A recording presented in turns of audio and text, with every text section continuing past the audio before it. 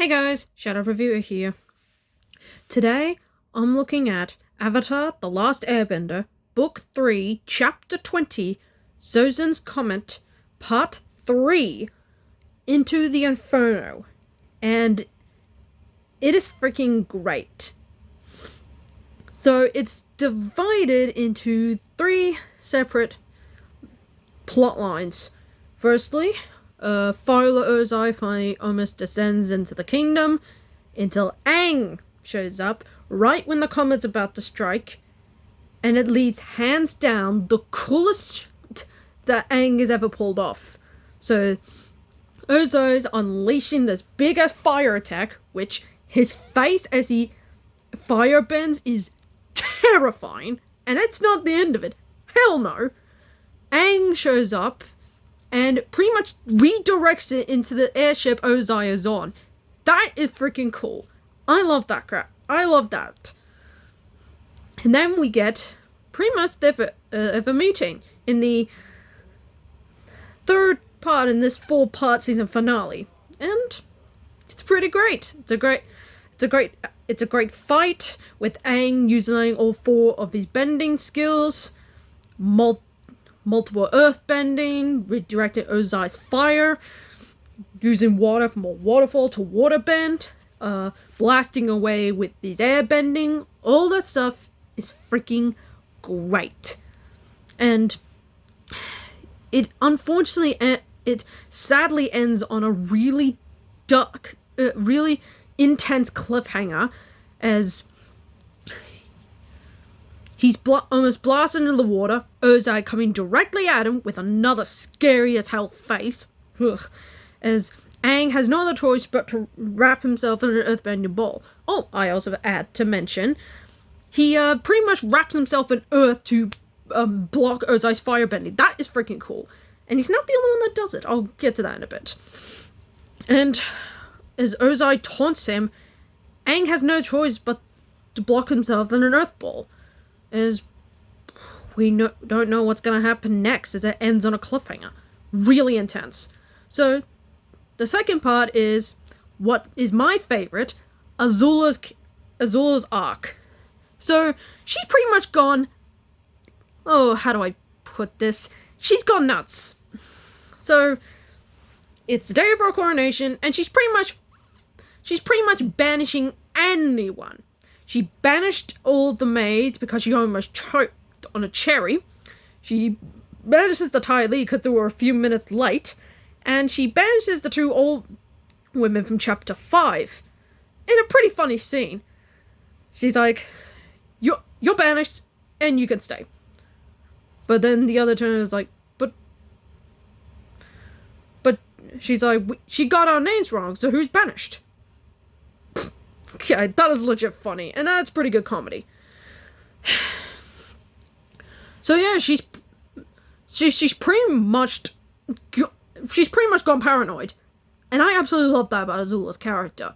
I mean, it started when May and Ty Lee backstabbed her, and then it continued with her father making her stay behind. And yeah, she's gone pretty nuts. And when she's almost crowned Firelord, Zuko and Katara show up. And it leads to a great action sequence as Zuko and Azula duel in Agni Kai, as we lead to some of the most beautiful animation ever. Pretty much blue and red fire blasting as Azula and Zuko try to aim. It's like watching a performance. It's freaking gorgeous. It's beautiful. I don't know how to it's beautiful. And it leads to possibly Azula's most evil moment. Instead of directing or lighting at Zuko, she directs it at Katara. And Zuko, being the best ever, decides to take the blast himself to save her. And Azula's evil laugh as Zuko passes out on the ground and Katara unable to help him is dark.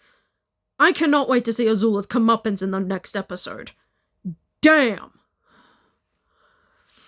And then we get the third and final arc.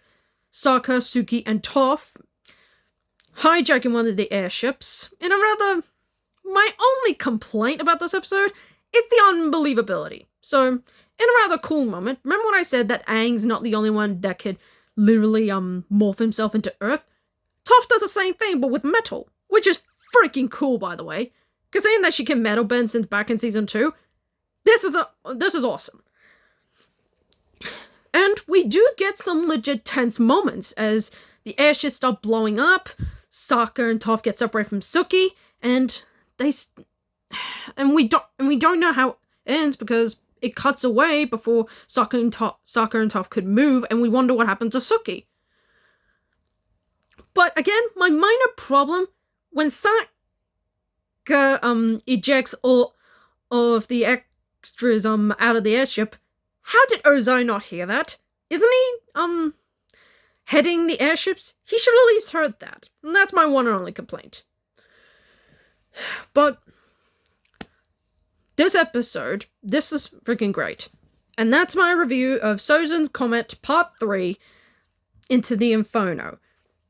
Great action sequences, intense moments, and really unnerving cliffhangers, with pretty much all the heroes in moral peril. Freaking great. And I cannot wait to see where the final episode ends. And yes, that's what you're going to be seeing tomorrow. Sozin's Comet Part 4, Avatar Aang. The final episode of not just Season 3, but of the entire series. I cannot believe I'm actually here. So, hopefully we get a very fun, satisfying ending.